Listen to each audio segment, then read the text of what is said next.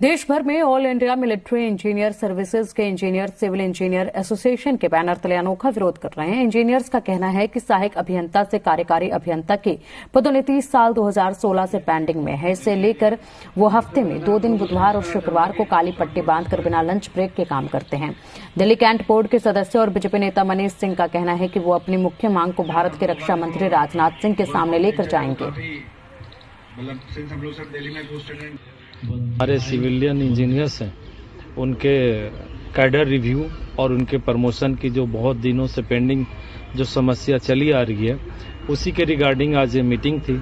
देश के यशस्वी रक्षा मंत्री जी के पास जाके उनके सामने जो बात है वो बात समस्या रखेंगे और मुझे पूर्ण विश्वास है कि वहां से इस समस्या का समाधान करके हम लोग इस MES जो सिविलियन इंजीनियर एसोसिएशन है उनका समाधान निकालेंगे। समस्या हमारी जो है वो ये है कि हमारा जो प्रमोशन है AE to E का वो 7 ईयर से नहीं हो रहा है और उसमें वैकेंसी भी खाली है, एलिजिबल कैंडिडेट भी हैं और वो कैंडिडेट हमारे जो है एवरी मंथ रिटायर भी हो रहे हैं। पूरे भारतवर्ष से जो हमारे मेंबर्स हैं वो प्रत्येक बुधवार को और शुक्रवार को पूरी तरह अपने कार्य पर समर्पित रहते हुए अपनी इस मुहिम को आगे चला रहे हैं। हमारा सिर्फ ये है कि ध्यान आकर्षित हो और जो भेदभाव हमारे साथ हुआ है, क्योंकि एग्जीक्यूटिव इंजीनियर के प्रमोशन 2 कैडर से होते हैं। एक होता है AEE जो IDSC कैडर से आते हैं, एक होते हैं AE जो JEE से प्रमोट होकर आते हैं।